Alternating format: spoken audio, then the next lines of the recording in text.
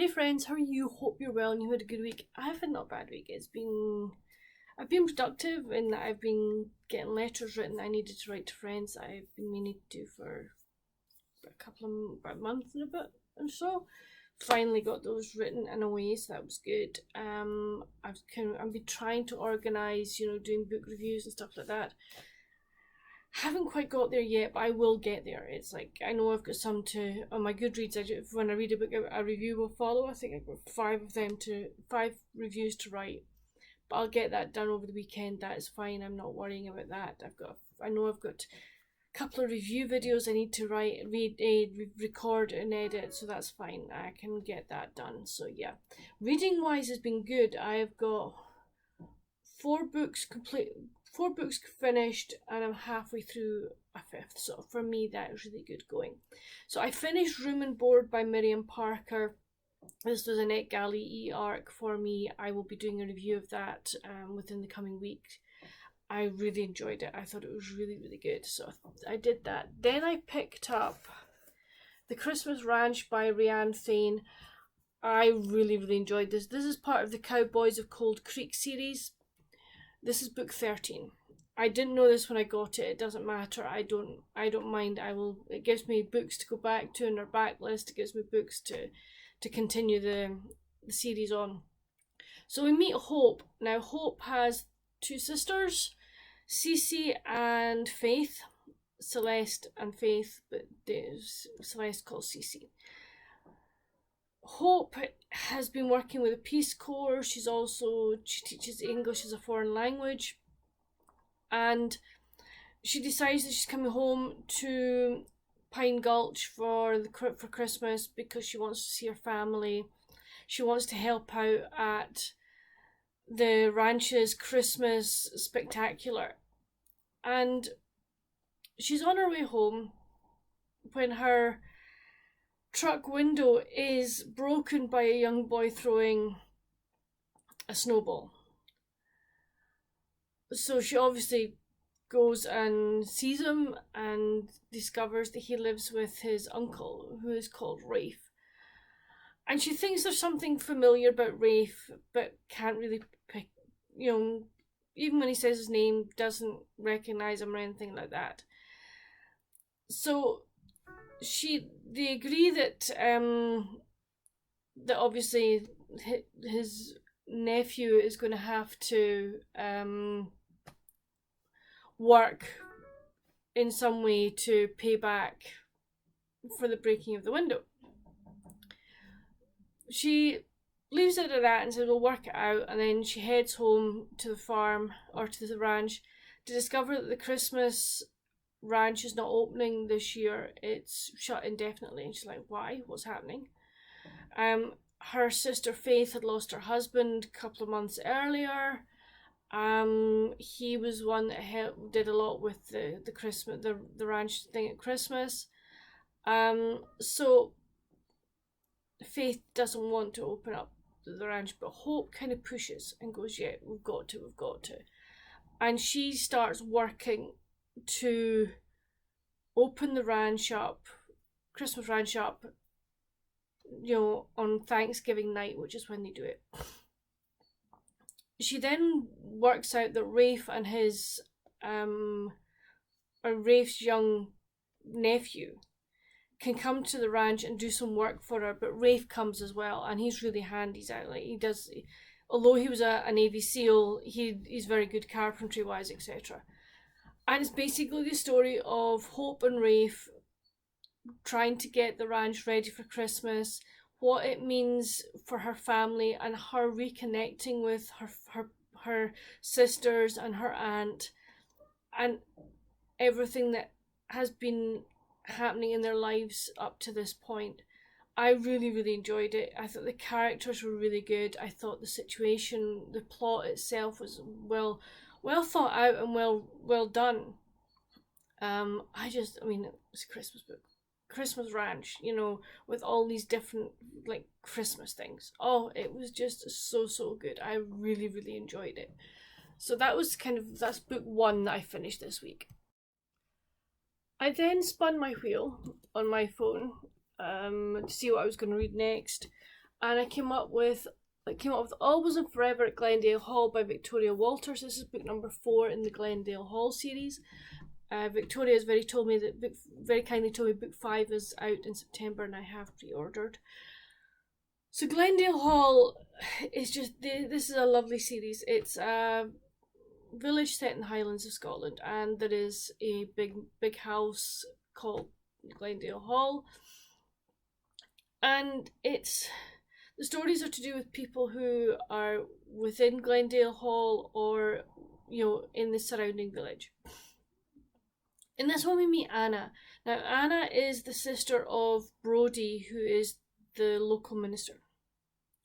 And Anna has always flitted from job to job, never stayed in any place long enough to make connections, routes, etc.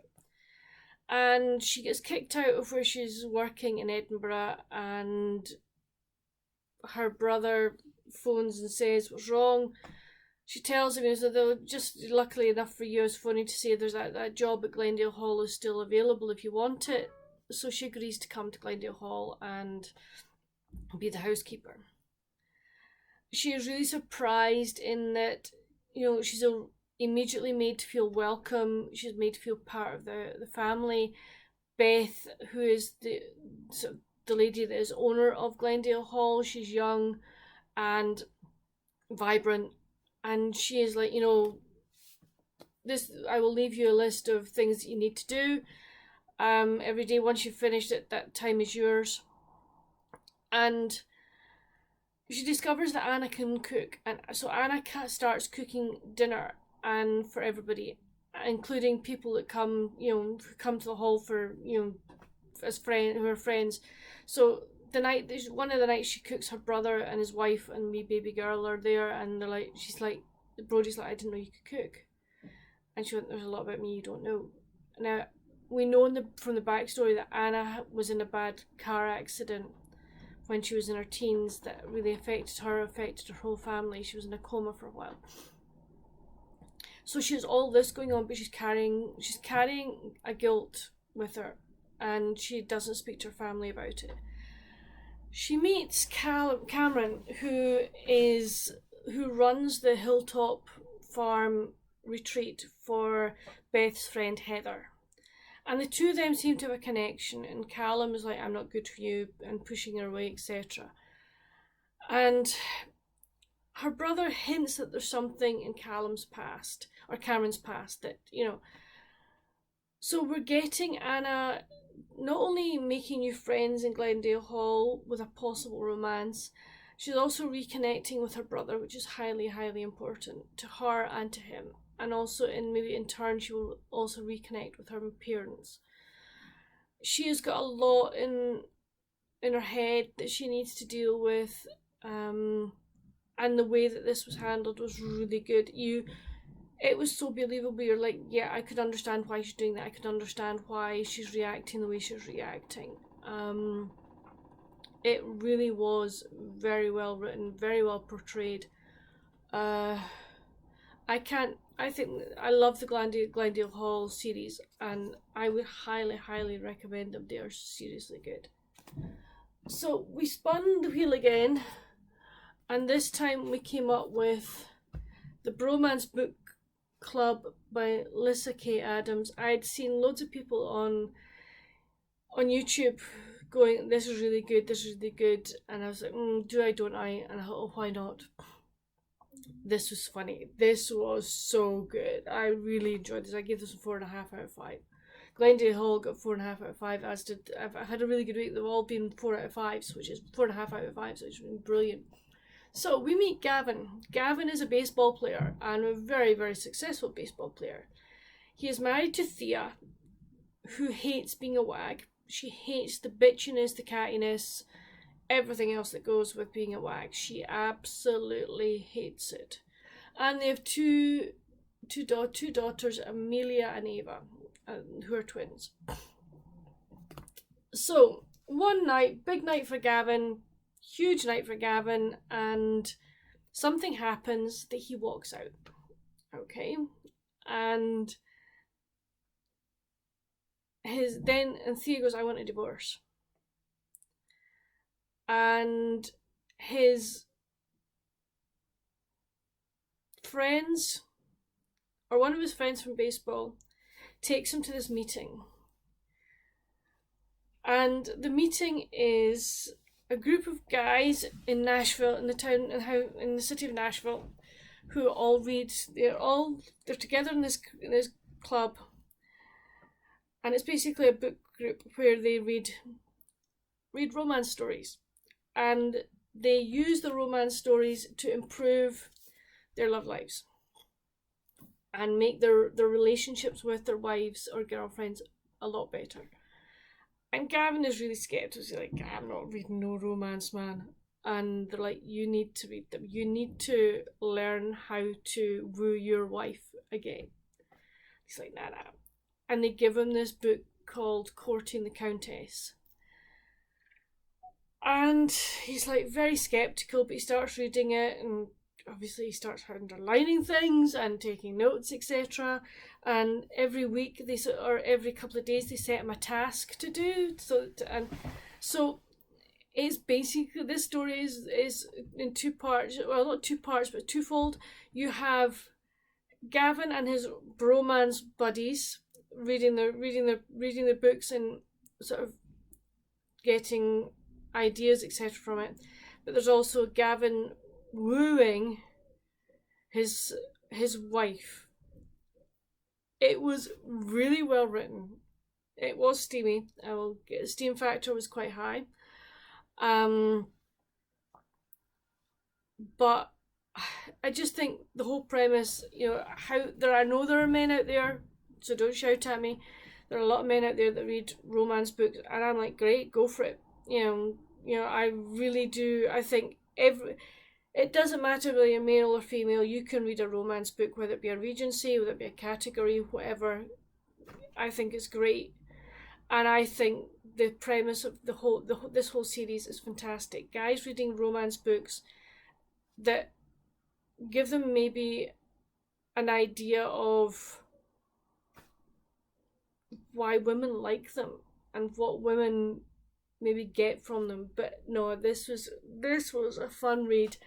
I think it took me 2 days to read this book, and I will definitely be reading the next one. We spun the wheel again, and we came up with, yay, Jingle All the Way by Debbie Macomber, or Macomber, whichever way you say it. I'm on page 116, so I'm virtually halfway through it. I started it last night, and I will finish this today. I'm really enjoying this. We meet Everly, who is a real estate agent,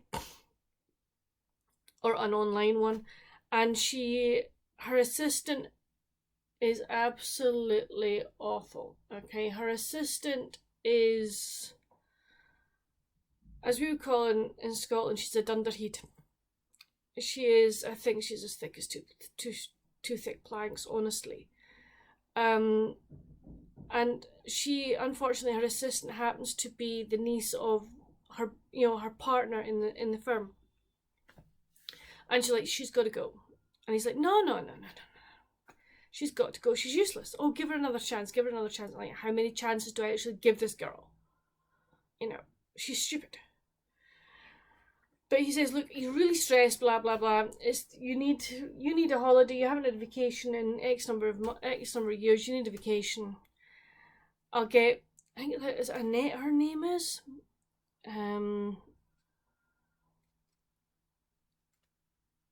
I think, yeah, Annette.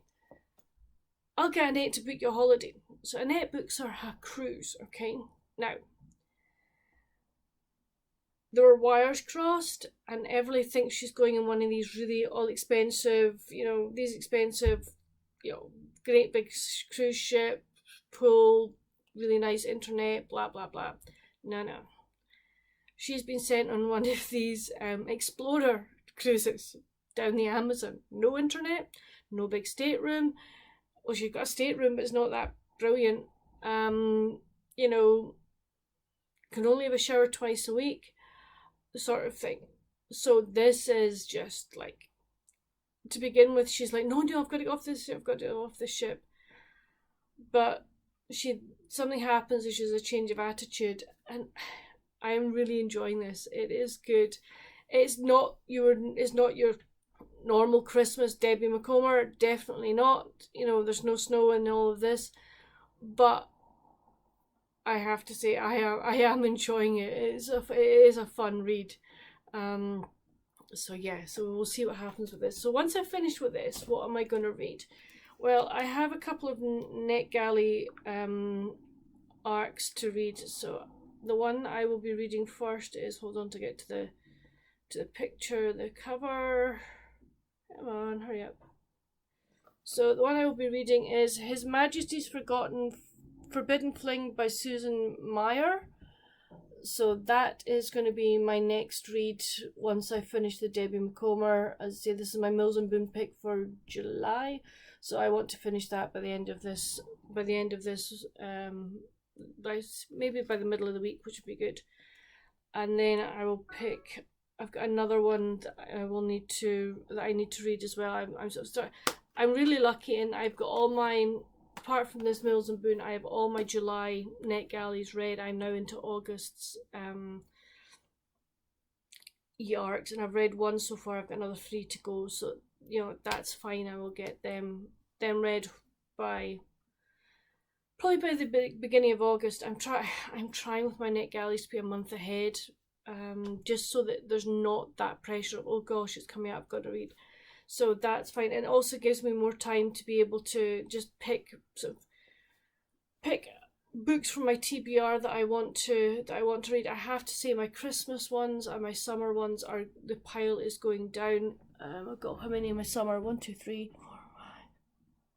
I've got 9 summer left to go. 1, 2, 3, 4, 5. And 9 winter ones still to go. Christmas ones still to go. So I've got my pile for like autumn.